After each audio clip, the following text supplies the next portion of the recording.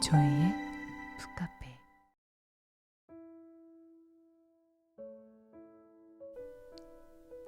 우리 머릿속에서는 끊임없이 자기 대화가 이루어지고 있다.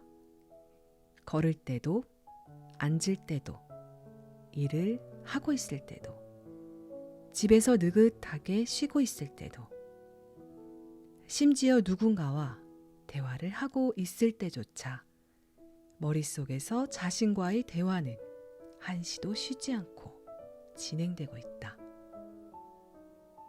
지금 뭘 해야 하지?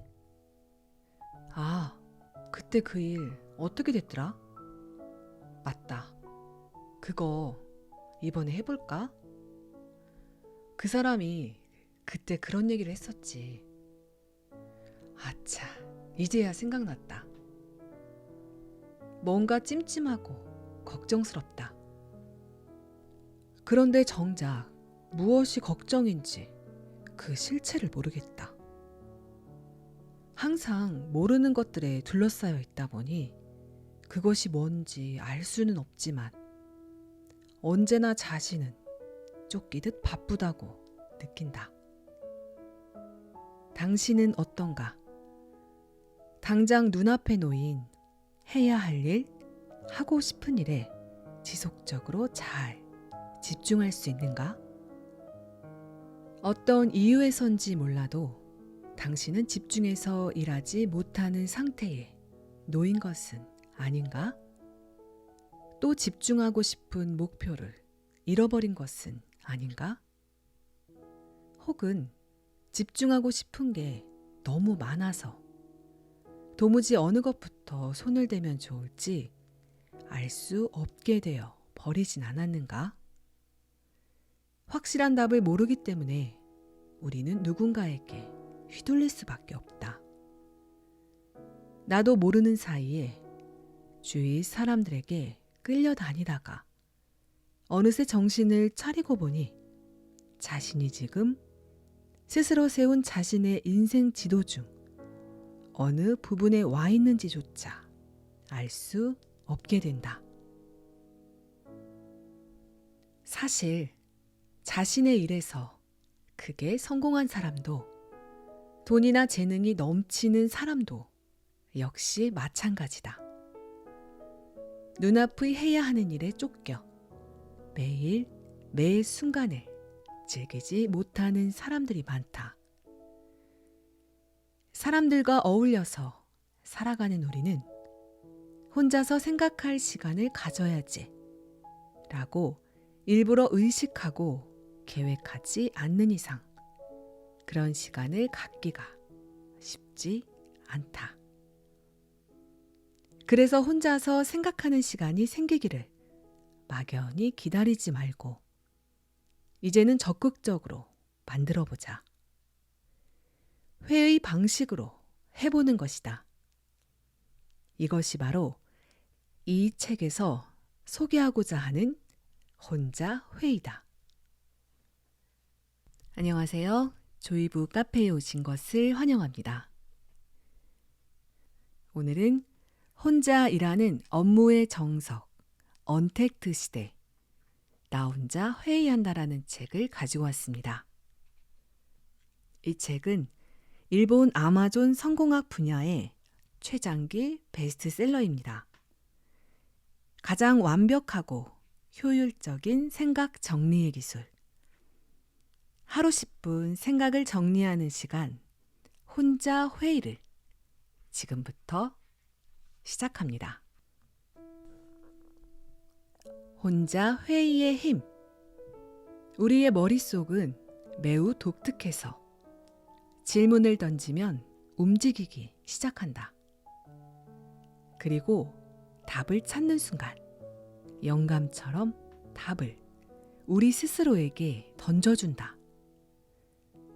스스로 평상시에 의아하다고 생각하고 있던 점이나 자기도 모르는 사이에 했던 질문이 생각지도 못한 순간에 우연한 번뜩임으로 나오게 되는 것이다. 의식하지 않으면 그것은 그저 우연의 산물에 지나지 않는다. 하지만 우연한 번뜩임을 자신의 의도대로 잘 관리할 수 있다면 우리는 생각보다 훨씬 대단한 결과를 만들어낼 수 있다. 그렇기 때문에 혼자 회의란 적극적으로 주제를 세워서 스스로에게 질문을 던지는 장을 만드는 것을 기본으로 한다. 예산이 부족한걸? 시간이 없어. 납기에 맞출 수 없겠어. 도무지 의욕이 생기질 않아. 이렇게 마음속에서 진행되고 있는 부정적인 의식의 흐름들도 조금만 손을 대는 순간 물의 흐름이 바뀌듯 전혀 다른 방향으로 바뀌게 된다. 어떻게 하면 적은 예산으로도 목표를 달성할 수 있을까? 어떻게 하면 납기 내에 해낼 수 있을까? 어떻게 하면 의욕이 생길까? 이런 질문을 던져보라. 이렇게 질문하는 것만으로도 스스로 놀라운 변화를 실감할 수 있게 될 것이다. 안 되겠다. 왜 안 되는 거지? 안 되는 이유는 이거야. 그래, 그거야. 이런 대화가 흐르고 있는 자신의 머릿속에 발언자를 한 명 투입해보라. 어떻게 하면 할 수 있을까?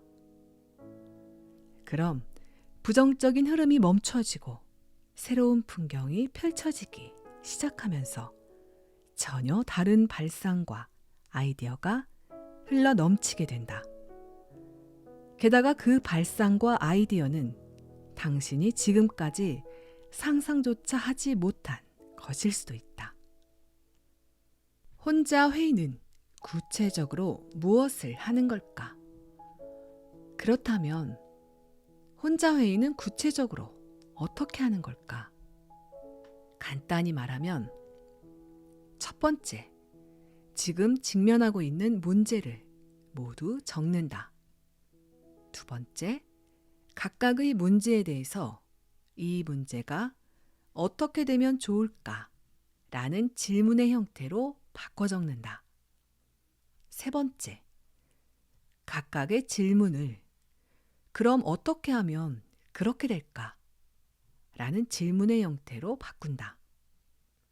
네 번째, 각각의 답을 무엇 한다라는 투두 리스트의 형태로 만들어서 스케줄표에 적어 놓는다. 어려운가? 이렇게만 하면 된다. 첫 번째, 문제. 바빠서 방이 정리가 안 된다. 두 번째, 어떻게 되면 좋을까? 방이 깨끗해지면 된다.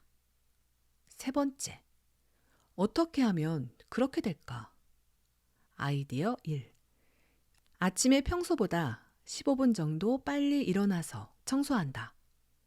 아이디어 2. 방에 있는 물건의 개수를 줄인다. 아이디어 3.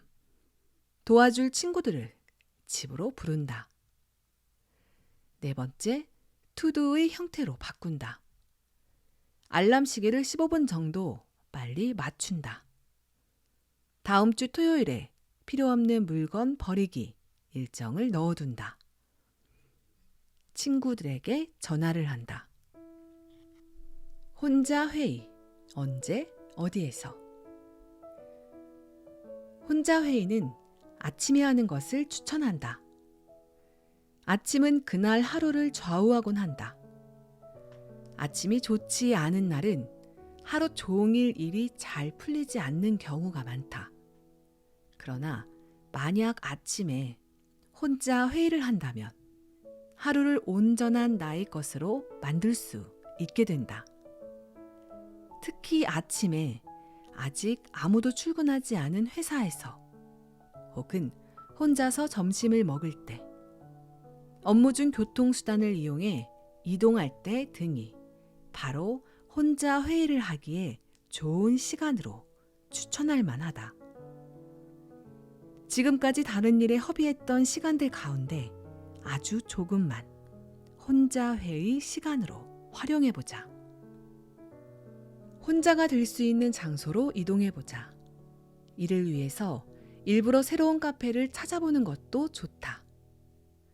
혼자이고 싶을 때라면 여기 라고 꼽을 수 있는 장소를 한두 곳 정도 마음속에 정해두고 있는 건 어떨까? 이런 장소는 의지를 불러일으키는 스위치 역할을 하는 장소. 그런 마음이 들게 만드는 장소이다. 스스로 선택한 집중하는 시간을 만끽할 수 있는 장소. 그런 장소를 갖고 있느냐, 없느냐에 따라서도 그 사람의 인생은 크게 달라질 수 있다.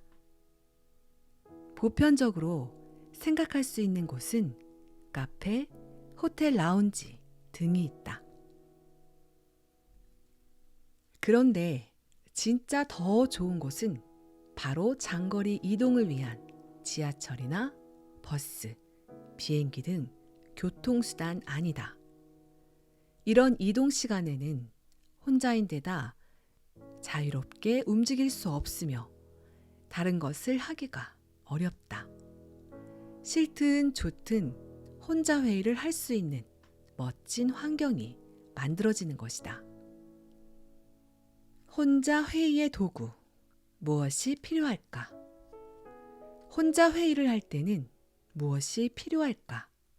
보통 노트와 펜, 스케줄표, 노트북이나 컴퓨터 등을 사용하지만 당신이 사용하기에 편한 것이라면 무엇이든 상관없다. 우리의 행동은 항상 기분에 따라 크게 좌우된다. 만약 지금 사용하고 있는 도구에 질렸다면 모두 바꿔서 새로운 마음가짐으로 기분 전환을 해보는 것도 좋다. 나는 순간적으로 확 떠오른 것을 잊어버리지 않도록 바로 스마트폰으로 입력해 내 메일로 보내놓는 것을 습관화하고 있다. 그렇게 하면 컴퓨터에서 수록된 목록이 바로 나의 투두 리스트들이 된다. 나는 컴퓨터를 사용해 머릿속을 정리하고 싶을 때 워드 프로세서가 아닌 이메일을 주로 사용한다.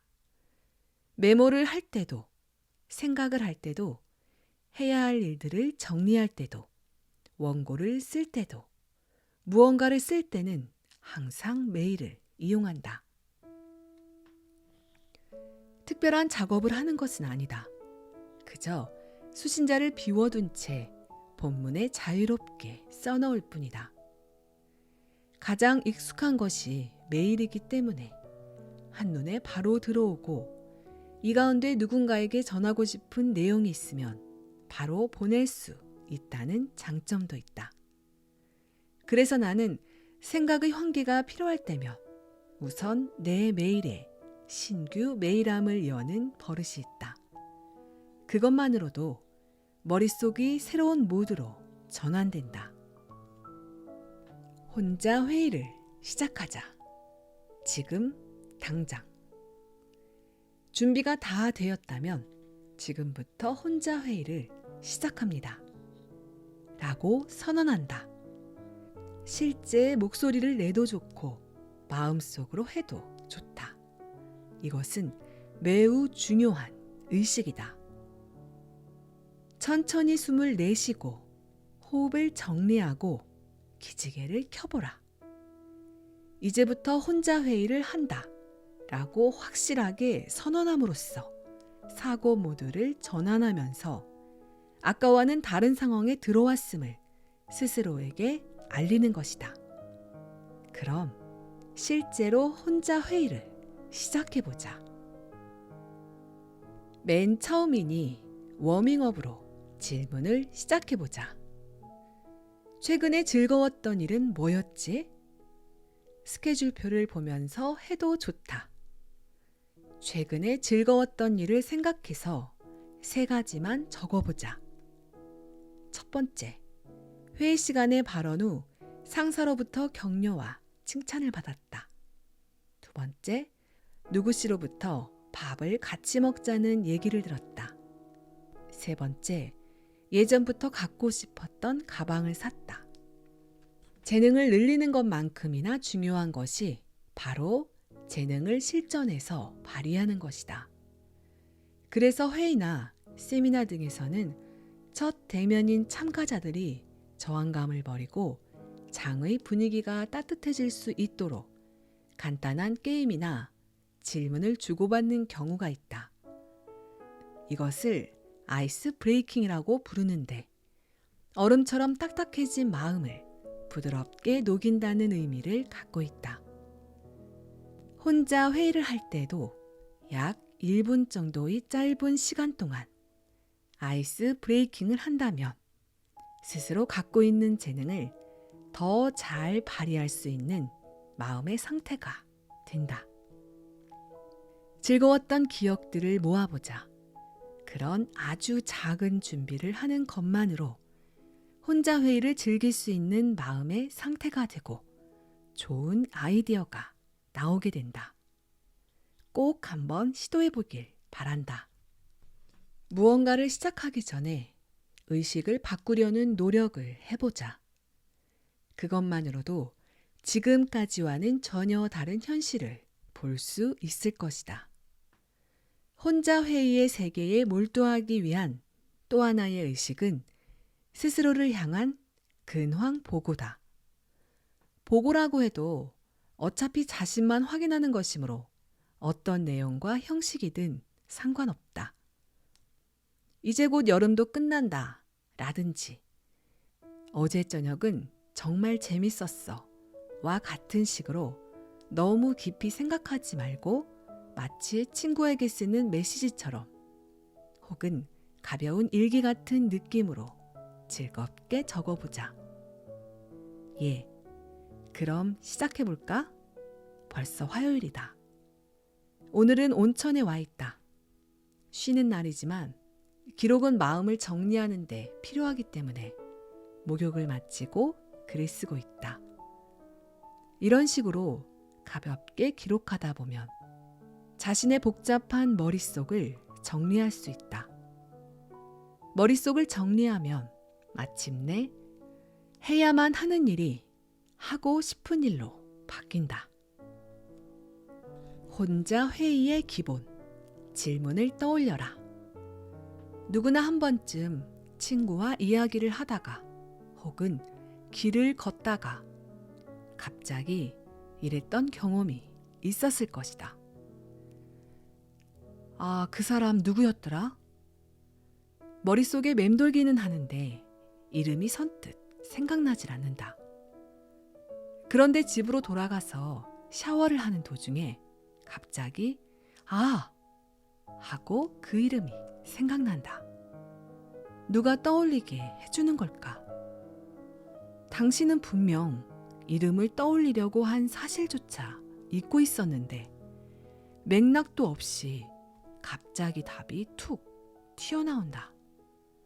도대체 그 번뜩임은 어디에서 오는 걸까?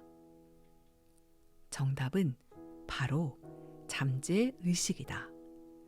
일단 한번 질문을 던지면 의식 속에서는 이를 완전히 잊어버리고 있다 하더라도 잠재의식은 계속해서 질문의 답을 찾고 있다. 뇌는 질문을 받아야 움직인다. 그리고 답을 발견한 순간 의식 위로 툭 하고 떨어진다. 황금 시간대에 텔레비전에서 퀴즈 프로그램이 많이 편성된 것도 바로 그런 이유에서이다. 질문을 던지니 뇌가 움직이고 채널을 돌릴 수 없게 만들기 때문이다. 그러나 이런 번뜩임은 얻을 수 있을 때와 얻을 수 없을 때가 있다. 어떻게 하면 항상 번뜩임을 얻어낼 수 있을까? 무엇을 하려고 하는데 조건이 갖춰지지 않아서 곤란한 지경에 빠졌다고 가정해보자. 이때 대부분의 문제가 되는 것이 해답이 없다라는 가정을 두고 있다는 사실이다.